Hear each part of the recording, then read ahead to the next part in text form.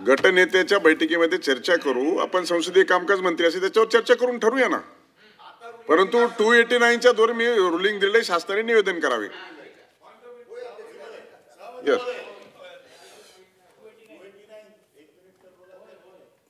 बोला काय महोदय. 289 आज मी दिलेला आहे. 2-3 दिवसापूर्वी या राज्याचं जनसुरक्षा विधेयक आपण पारित केलं. जनसुरक्षा विधेयक पारित करताना या जनतेच्या सुरक्षतेच्या विषयी फार मोठी मोठी भाषणं केली गेली. प्रवीण दरेकरांनी तर 2.5 तास किल्ला लढवून जनसुरक्षा बिल कसं आहे, चांगलं आहे आणि जनतेची सुरक्षा कशी करू याच्या बाबतीतले इथे सगळे सविस्तर मांडणी केली. आमचं म्हणणं आहे जनतेची सुरक्षा तर ठेवा बाजूला, पहिलं मंत्र्यांची सुरक्षा करा. कारण एक व्हिडिओ ही चड्डी बनियन गँग किंवा चड्डी टॉवेल गँग चे व्हिडिओ महाराष्ट्रात फिरतायत आणि या गँगचे व्हिडिओ एखाद्या मंत्र्याच्या बेडरूम मध्ये असलेले व्हिडिओ बाहेर येत आहेत. आपण विचार करा की महाराष्ट्राच्या या मंत्रिमंडळाचा किती नाचक्की होते की बेडरूम मधले व्हिडिओ बाहेर येत आहेत. मंत्री सुरक्षित नाही आहेत. जनतेची सुरक्षा ठेवा बाजूला, मंत्र्यांच्या सुरक्षतेचा प्रश्न निर्माण झालेला आहे आज. आणि जाहीर कार्यक्रमात पुन्हा सांगतायत की पैसे कमी पडले तर आम्ही देऊ, पैशाची बॅग दिसते आणि त्याच्या बाबतीमध्ये महाराष्ट्राच्या मनामध्ये एक संभ्रम निर्माण झालाय की या कसा होतो एवढं नाही. मी सांगतो 289 कसा होतो. महाराष्ट्रातला मंत्री सुरक्षित नाहीये, अधिवेशन चालू आहे. जर महाराष्ट्रातला मंत्री सुरक्षा नाही आहे आणि इथे जनसुरक्षा विधेयक आणलं जात आहे तर महाराष्ट्राच्या मंत्र्याच्या सुरक्षतेसाठी आणि त्याच्या बाबतीमध्ये पैशाची बॅग दिसते ज्याच्यावरती इन्कम टॅक्सची नोटीस आहे तरी देखील धीट मंत्री पैशाच्या बॅगा घरात ठेवत आहे. आणि अगदीच काय नाही तो अहो सरकारतर्फे 2-2 कपडे तर द्या, सगळे उघडे फिरतायत. काय चाललंय? उघडे नागडे फिरतायत मंत्री. नाही पण बेडरूम मधला व्हिडिओ आला कसा बाहेर? बेडरूम मधला व्हिडिओ आला कसा बाहेर? आमचं म्हणणं तेच आहे की बेडरूम मधले व्हिडिओ बाहेर येत आहेत याचा अर्थ मंत्री सुरक्षित नाहीये. मी बेडरूम मध्ये सूट घालून झोपा असं सांगितलेलंच नाहीये. माझं म्हणणं असं आहे बेडरूम पर्यंत तुमची यंत्रणा पोखरली गेली आहे. डिजिटलायझेशन फ्रॉड हा जो आहे हा मंत्र्याच्या घरापर्यंत गेलेला आहे आणि त्याच्यामुळे मंत्री जर सुरक्षित नसतील तर सर्वसामान्य मानव काय सुरक्षित राहील. म्हणून याची उच्चस्तरीय चौकशी लावून तो आलेला व्हिडिओ खरा आहे का खोटा आहे त्याच्यासाठी फॉरेन्सिक कडे पाठवा, त्याच्यावरती SIT देवा. पहिले मंत्र्यांना सुरक्षा द्या आणि नंतर जनतेला सुरक्षा द्या असं माझं 218च्या माध्यमातून आपल्याकडे म्हणणं आहे. याच्यावरती माझी इच्छा आहे की आपण सविस्तर चर्चा घ्यावी. 2.5 तासाची चर्चा ठेवा मंत्र्यांच्या सुरक्षेसाठी.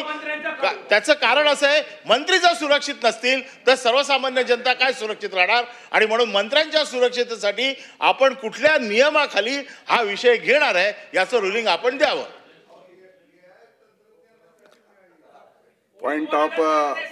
पॉइंट ऑफ इन्फॉर्मेशन मध्ये माननीय विरोधी पक्षनेते काहीतरी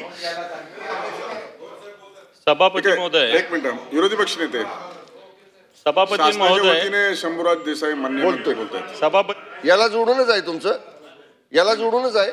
नाही हा विषय वेगळा आहे, वेगळा विषय. बरं बोला. सभापती महोदय, मी राज्य सरकारचं एक अभिनंदन करणारे विरोधी पक्षनेता असतानाही आणि या विषयावर करणार आहे की युनेस्कोनं जे आपल्या राज्यातले 12 किल्ले याचा जागतिक वारसा म्हणून स्थळामध्ये समावेश केलेला आहे. याच्यामध्ये निश्चित राज्य सरकार असेल केंद्र सरकार असेल याचं अभिनंदन केलं पाहिजे. कारण हे 12 किल्ले ज्या पद्धतीनं आत्ताच्या घडीला युनेस्कोमध्ये घेतले गेलेले आहे मला असं वाटतं आता आपली जबाबदारी जास्त वाढलेली आहे. कारण हे 12 किल्ले ज्या अर्थी वारसा स्थळ म्हणून घेतली जातात त्या अर्थी येणाऱ्या काळामध्ये युनेस्कोमध्ये कायम हे वारसा स्थळ राहणं हे सुद्धा आवश्यक आहे. निश्चित या किल्ल्यांकडे बरंच दुर्लक्ष होत असतं आपलं. कोणताही किल्ला असो, विशाळगडचं मागे प्रकरण घडलेलं आहे अजूनही त्याच्यात काही निकाल झालेला नाही. मग रायगड असेल वेगवेगळ्या ठिकाणी जी कामं चालू आहेत ती जरी बघितली तरी मला असं वाटतं राज्य सरकारचं कमालीचं दुर्लक्ष या विषयाकडे निश्चित आहे. नुसतं निधी देऊन हे काम होणार नाही. त्याच्यासाठी व्यवस्थित स्टाफ असला पाहिजे, व्यवस्थित मेंटेनन्स असलं पाहिजे. कित्येक किल्ल्याला स्टाफ उपलब्ध नाही आहे सभापती महोदय. आणि म्हणून हा 12 किल्ल्यांचा मला असं वाटतं त्याच्यावर आपण नंतर चर्चा करू, परंतु आत्ता 12 किल्ल्यांचा जो वारसा स्थळामध्ये सहभाग केलेला युनोनी, मला असं वाटतं छत्रपती शिवरायांचा हा इतिहास, हा महाराष्ट्राच्या स्वाभिमानाचा, महाराष्ट्राच्या युद्धनीतीचा आणि महाराष्ट्राच्या पराक्रमाची गाथा या निमित्तानं निश्चित देशभर नव्हे तर जगभर गेलेली आहे. ती आणखी ताकदीनं जाईल. आणि म्हणून आज याच्यासाठी सरकारचं, सांस्कृतिक विभागाचं, माननीय मुख्यमंत्री सगळ्यांचं अभिनंदन करत असताना येणाऱ्या काळामध्ये वारसा स्थळामध्ये समावेश झालेल्या या किल्ल्यांसाठी नव्हे, याच्याशिवाय अनेक किल्ले आपले आहेत, याच्यासाठी सरकारने मला असं वाटतं कायम स्वरूपाच्या व्यवस्था, कायम स्वरूपाच्या निधीची अरेंजमेंट, निधी भरपूर मिळतो, परंतु उपयोगिता, स्टाफ ह्या सगळ्या गोष्टी अतिशय महत्त्वाच्या आहे.